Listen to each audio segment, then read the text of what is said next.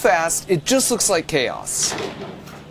But if we slow down this second attempt, we can remind ourselves of how squirrels have mastered the laws of physics to always land on their feet. Did you catch it? This is a bird feeder, and everything you see surrounding me in my yard is an attempt to protect it from thieving squirrels. If they want the birdseed and the lifetime supply of walnuts in this bank vault, they'll first need to pass through my 9-part obstacle course. By design, it's extremely challenging. It's meant to test their mental limits and their physical limits. I held back no punches, but I have to admit in hindsight, I once again completely underestimated my adversary. Which all starts right here. Climbing up this pole to this platform is the single gateway to enter the course. Every other pole you see has some kind of countermeasure to keep the squirrel from just climbing up and then entering the course halfway through. And so the first challenge is this casino, which may seem like an odd choice until you realize that as we were building the course, we also built them some cozy little squirrel houses. So once in the casino, you'll see the slot machine and the classic Vegas buffet, but with a warning. Take more than an ounce, and you're gonna have to deal with security. Now that I got the squirrels on the run, they'll naturally want to jump to this bar, but there's a twist.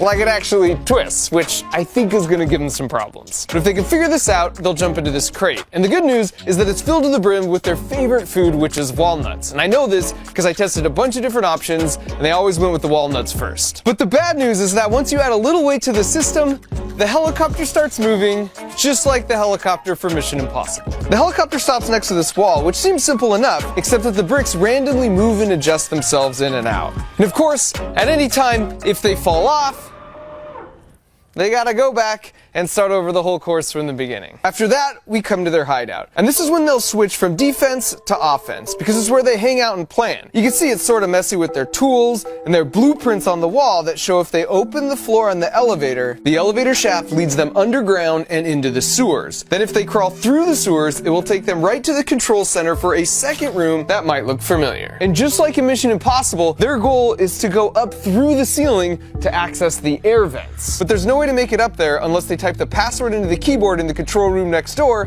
like this.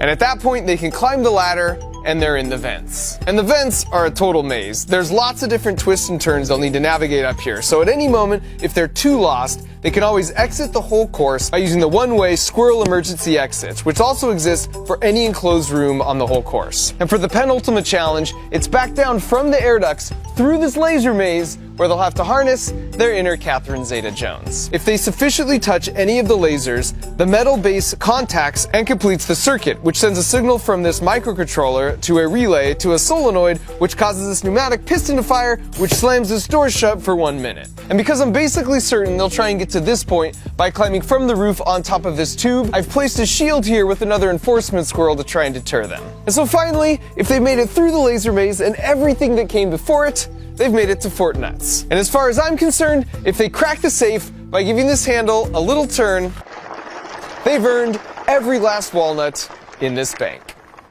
After the course was set up, they could definitely smell the walnuts in the vault, and then you could see them sort of working things out from the fence line. And so after 2 months of prep work, it was time to test our extensive security measures against this formidable set of 500-gram rodents. And right out of the gate, we got him with the buffet.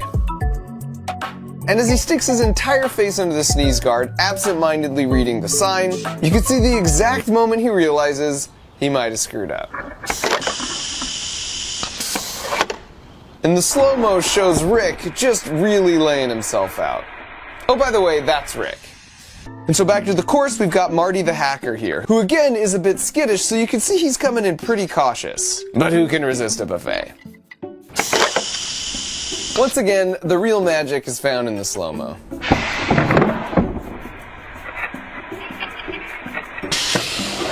Eventually they realize security was just too tight at this casino, and Rick goes straight to the twist bar. Excellent. Here's try 2.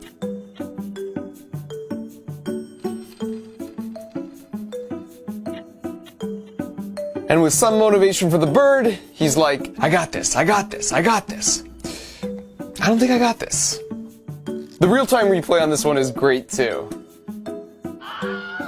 And at this point, Fat Gus is like, I'm gonna need that crate of walnuts. Let me show you how it's done.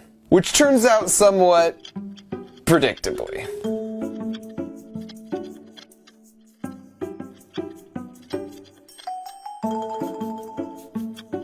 Now really frustrated, acrobat daredevil Rick tries a totally different route.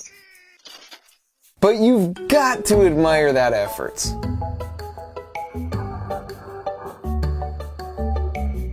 Logistics man Frank knows the wire connected to the fence leads to the helicopter crate, so he tries sneaking in the back door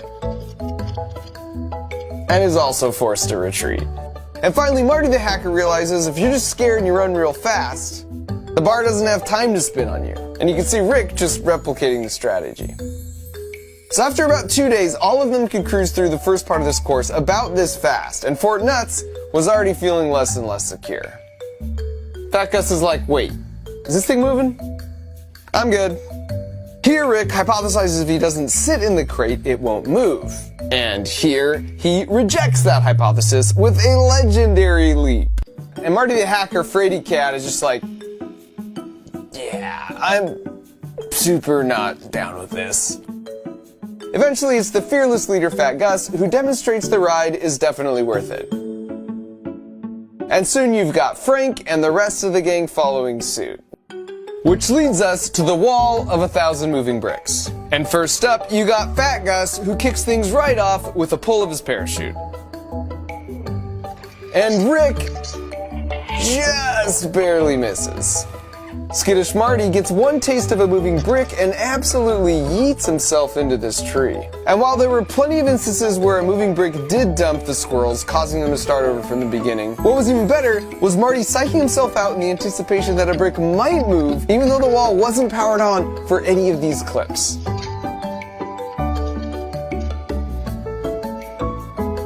And thanks in part to the dutiful supervision of Fat Gus, eventually, like all the other challenges so far, they got it down to a science where they could cruise by the wall fairly quickly.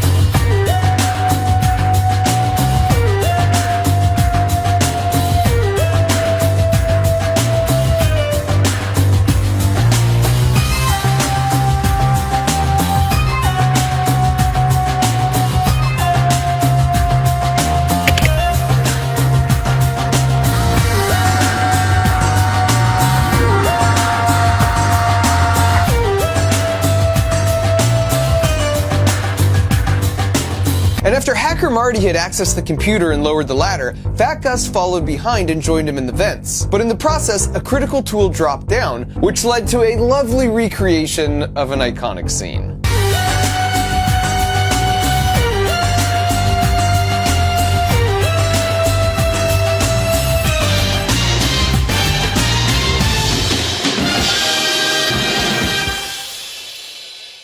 And as a side note, they figured out the exit door pretty quickly, and they functioned as a one-way door exactly as intended.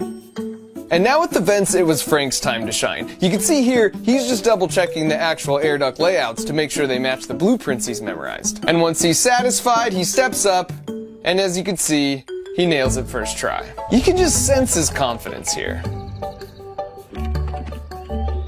Contrast that with Marty, who's like, alright, I think it was a right, no, straight. Oh, was it left? Crap, I gotta go check the map again. And as a result, most of his runs would end up looking something like this. So here's Frank coaching him from the outside, and you can see Marty's a little defensive about it. So Frank hops in so they can work out their differences. And then with a little encouragement, he gets him going down the right way. All the while, Fat Gus continues to supervise. Focus, Marty. There you go. Which brings us to the laser maze. Here's Acrobat Rick's first approach, and he's like, yeah, that's sus. And just as expected, he climbs on top of the tube, and he's like, yeah, I totally got this. When in fact, he didn't have it. In real time, it happens so fast, it just looks like chaos. But if we slow down this second attempt, we can remind ourselves of how squirrels have mastered the laws of physics to always land on their feet. Did you catch it? The first is the locking of the head on a landing target in less than 300 milliseconds. If you go back and watch any jump from this video, that locking of their head is the first thing they always do. And the second is using conservation of angular momentum like an ice skater to pull their arms and legs in and out at the right times to rotate fast and then hold in the right orientation. Combine those two tricks with the flat body parachute and extending their legs at the last minute to absorb the shock, and they are perfectly adapted for living high in the trees. So then Rick's like, fine, I'll use the stupid tube like a normal squirrel. What is this? Oh, see, I knew this was sus. And here's Frank, who just watched what happened and therefore is appropriately cautious.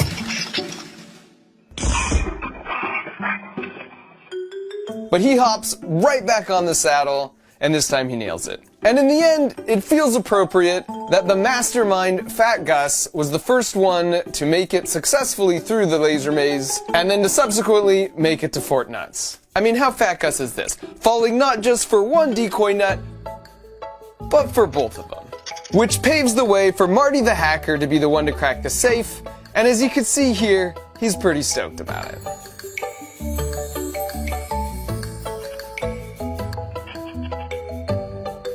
And first he just checks it out, like, yep, yep, this is just like the schematic showed. And then, the big moment.